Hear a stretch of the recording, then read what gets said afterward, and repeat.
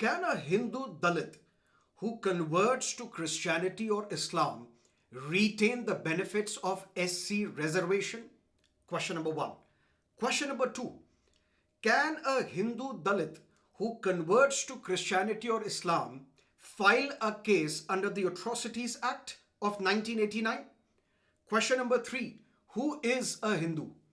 Question number four. Can a Hindu tribal who converts to Christianity or Islam retain the benefits of ST reservation? Another question. Can a Hindu Dalit who converts to Christianity or Islam later reverts to Hinduism automatically claim or reclaim the benefits which are available to SC community? These are the critical questions that we shall be addressing in this video. Why? Because yesterday, a two-judge bench of the Supreme Court gave its verdict. But things might change. When? Next month. Why? Because an important report will be submitted. KG Balakrishnan report. These are the critical questions that we shall be addressing. So let's get started. But first up, if you're preparing for the civil services examination for 2026, please do not enroll because this course will not help you. But if you are targeting CSE 2027 or 28 or beyond, now is the opportune time for you to enroll in our Plus subscription and complete your entire GS CSAT syllabus. Because right now, our Plus subscription is available at its lowest subscription fee, 16,999. Go to our website, check various plans that we have to offer for your preparation. You might see a different price quoted on the website. But once you apply this code IAS English, automatically your subscription fee will be shown as 16,999 for Plus subscription. So let's get started. But first up, let's look at what this case was all about. An individual in Andhra Pradesh, he was originally a Hindu belonging to SC community, later converts into Christianity and now is a pastor. That's an important detail and I will tell you later why this is an important detail. So there is a Hindu, a Dalit in Andhra Pradesh converting to Christianity, now is a pastor, and now he files a case under the Atrocities Act of 1989. Because you would know that it is this Atrocities Act of 1989 which protects SCs and STs from the ill effects of untouchability, from the torture associated with untouchability. But this case was rejected by the Andhra Pradesh High Court. Why? Because Andhra Pradesh High Court said, now you are a Christian and you are a practicing Christian and you are a pastor. And as such, you cannot file a case under the Atrocities Act because that is meant to protect only the SC and ST community. And who is an SC? Somebody who is a Hindu or a Buddhist or a Sikh. Matter went to the Supreme Court. And yesterday, a two-judge bench of the Supreme Court said, this pastor cannot claim to be the member of the scheduled caste. Why? Because once you are a Hindu and you are an SC member and you convert to other religions other than Hinduism, Sikhism or Buddhism, you will lose your SC status. And once you lose your SC status, you cannot file a case under the Atrocities Act of 1989. How? Because the Supreme Court relied on the SC order of 1950. And in that order, it is explicitly mentioned that no person who professes a religion other than Hinduism, Sikhism or Buddhism, if you're not a Hindu, you're not a Sikh, you're not a Buddhist, you are not a member of the scheduled caste. Since you have converted to Christianity, you automatically lose your status as an SC, and as such, you cannot file a case under the Atrocities Act. Now listen to me carefully. Look at Article 25 of the Constitution of India, which is a fundamental right. It talks about freedom of conscience, your innermost freedom to choose a religion. Freedom to choose a religion, freedom from religion as well, which means you can stay atheist as well. You can stay agnostic as well. But once your conscience is clear, then you profess, practice, and propagate your religion. What do we mean by professing a religion? You publicly declare that you are a Christian or a Muslim or a Hindu. You publicly practice the rituals which are associated with your religion. And once you practice, it is obvious to the world. Here is this pastor who previously was a Hindu Dalit, now converts into Christianity. Now he has made his conscience clear that he believes in Christianity. He is openly professing, practicing, and propagating his religion as well. And as such, you cannot claim the status of an SC because you are a practicing Christian. And according to the SC order of 1950, whoever is not a Hindu or a Sikh or a Buddhist, you cannot be the member of the SC community. How did the court rely on this? The court said Christianity, or for that matter Islam as well, these are foreign religions. These religions have entered India from outside. And when you look at these religions do not discriminate, at least in their books, do not discriminate on the basis of caste. They do not recognize the institution of caste. There are hundreds and thousands, if not lakhs of people who have converted into Christianity or Islam. Why? Because they wanted to liberate themselves from the caste atrocity which was practiced in the Hindu community. And once you have converted to other religions, and theologically these religions do not recognize the institution of caste, and as such, since there is no caste system, there can be no discrimination, and as such, you cannot belong to the members of the SC community. Now listen to me carefully. This matter was filed, a similar matter, way back in 2004, where it was argued that, my lord, don't you think that our reservation system is biased in favor of a religion? Or there is religion-based discrimination? In a sense, that only those who are Hindus, which includes Sikhs and Buddhists, they can get the benefit of SC reservation. What about those who were previously Dalit Hindus, now converts into Christianity or Islam?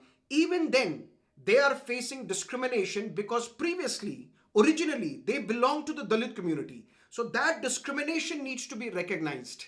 And as such, we should be given SC status. We should get the benefits of the SC reservation. This matter is being heard even today. And in October 2022, the Union government constituted a committee headed by the former Chief Justice of India, Justice KG Balakrishnan. This committee was tasked, please look at the issue and tell us and examine and tell us whether the SC status can be accorded to those converts who have converted into Islam or Christianity. This committee has been given numerous extensions. And now, according to newspaper reports, finally this committee is going to submit the report in April this year. And then this matter will be heard by the court. What Supreme Court did yesterday, it was looking into a specific question, whether a Hindu Dalit who has converted to Christianity can file a case under the Atrocities Act. But whether you will retain the benefits of SC or not, that is something that the court will decide basis this report, the Balakrishnan Committee report. That's why I told you at the start that things might change next month because this important report will be submitted. So keep a track of this report. But something else. You are a Hindu, Dalit. Now you have converted to Islam or Christianity. What if you revert back to Hinduism? Can you now claim the benefits of SC reservation? Or can you claim the status of an SC? Can you then file a case under the Atrocities Act? For that, yesterday, the two-judge bench of the Supreme Court said there is a triple test that needs to be furnished. Number one, you have to first prove that originally you belong to the SC community. Which means, for example, this pastor who was previously belonging to the Madiga community, which is an SC community. You have to first prove through a certificate that originally you were an SC member. And then you have to convert to your previous religion, to your original religion, which is Hinduism. But you cannot simply convert by keeping this conversion private. You have to openly declare and then practice the rituals of Hinduism.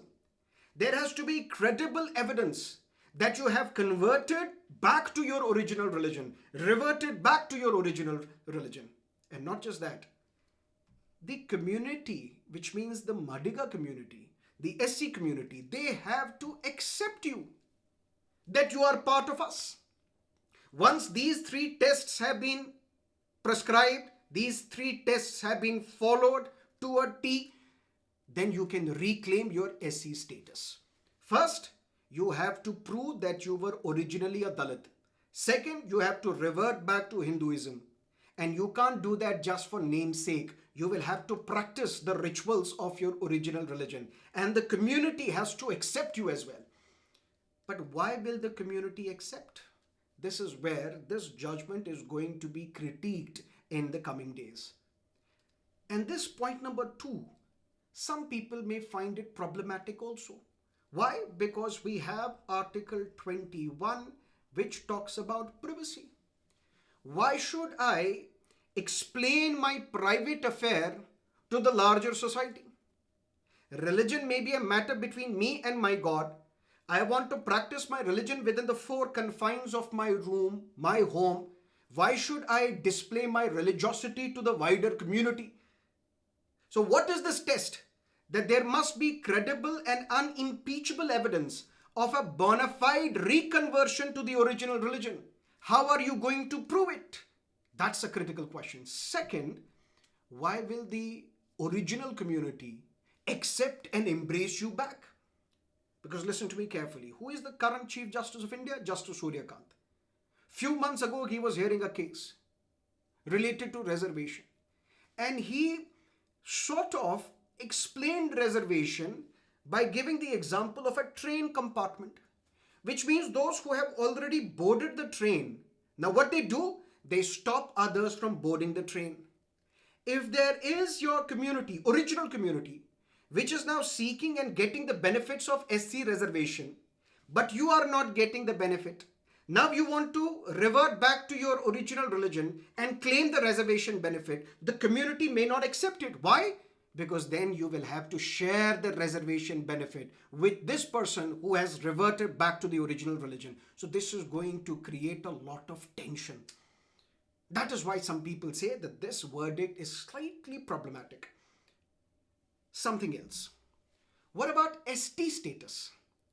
Here is a Hindu who is also a tribal, and now he has converted into Christianity or Islam. Can you get the SC status back even by following Christianity or Islam? No. Can you get your SC status back? Yes. How? You will have to show that you were originally a Dalit. You will have to then revert back to Hinduism, and the community will have to accept you as a member of that community. But when it comes to the ST order of 1950, that does not talk about religion-based exclusion. Because the SC order of 1950 is categorically clear that no person who is not a Hindu or a Sikh or a Buddhist, you cannot be an SC. But such a religion-based exclusion is not there in the ST order.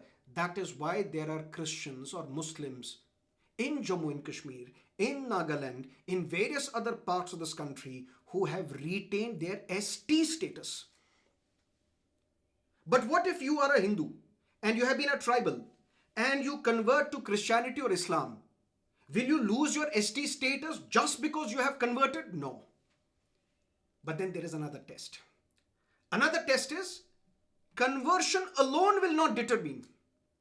If you have converted to a religion other than Hinduism, for example, Christianity or Islam, just because you have converted, that does not mean you will lose your ST status.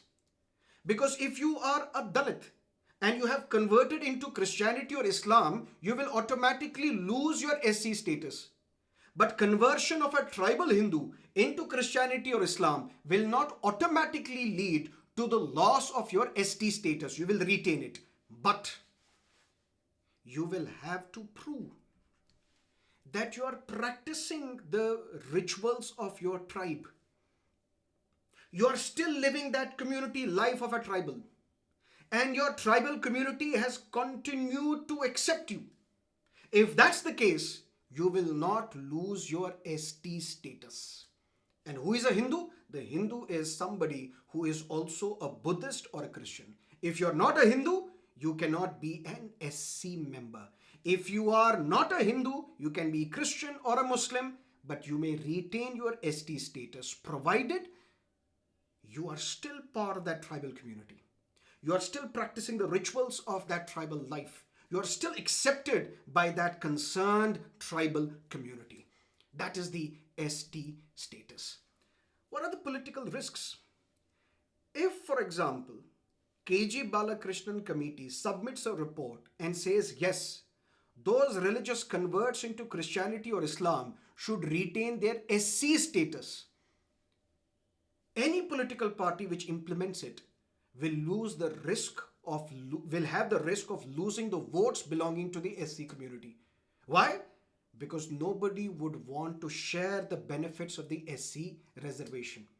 If there are more claimants to this pie of SC reservation, it's going to be politically risky for any political party which is part of government. But something else. There are critics who say it is correct that Christianity or Islam, these are foreign religions and they have entered India from outside. But once they have entered India from outside, now these religions have become Indianized in India. Which means caste system, which was absent in Christianity or Islam outside of the subcontinent, once these religions entered India and they saw the caste-based hierarchy in the society, they also embraced it. That is why there is a hierarchy amongst the Indian Christians also. There is a hierarchy among the Indian Muslims also. So there are Muslims, for example, Sayyids, who are at the top. They are considered to be akin to the Brahmins of the Hindu community. But then there are those who were religious converts to Islam from Hinduism. They are still facing the ill effects of discrimination. They are still reaping the ill effects of discrimination on the grounds of their caste. So Islam or Christianity may be foreign religions, but they have become Indianized in India. And as such, there is still a hierarchy in Christianity as well as in Islam. But something else. What is this Article 17? Article 17 says untouchability is abolished and its practice in any form is forbidden. But what is this untouchability? This term has not been defined in the Constitution. If you notice it clearly, this term untouchability is in quotes. That means we are not referring to the literal meaning of this word untouchability. For example, there is COVID-19 and then there are quarantine norms.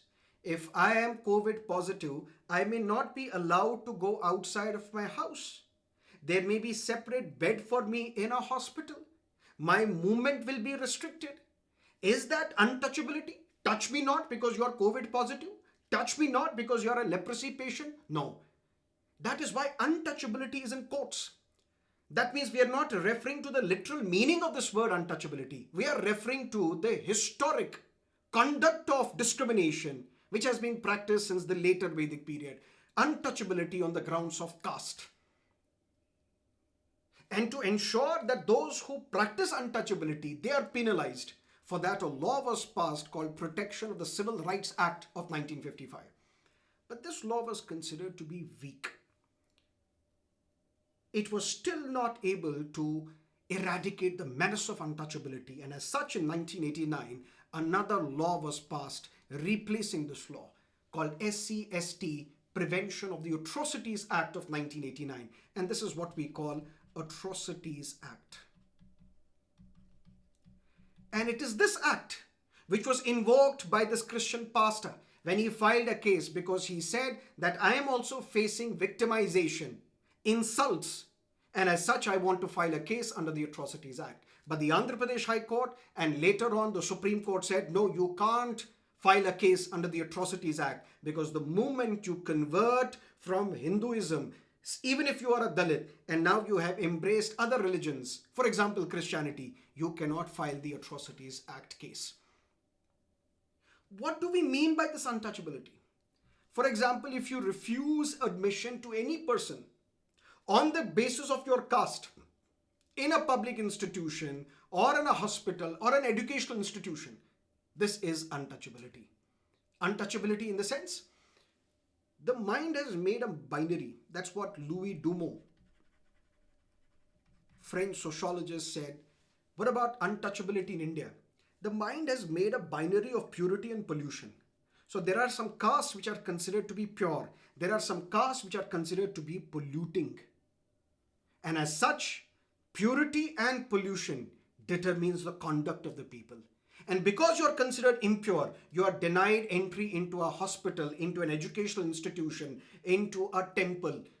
Why? Because of your impurity. And to eradicate this, we have Article 17 of the Constitution. We have the Atrocities Act of 1989. Later, in a landmark Shabri case, Justice D.Y. Chandrachud used Article 17 to speak about untouchability on the grounds of gender as well. So previously we thought that this untouchability is only on the grounds of caste.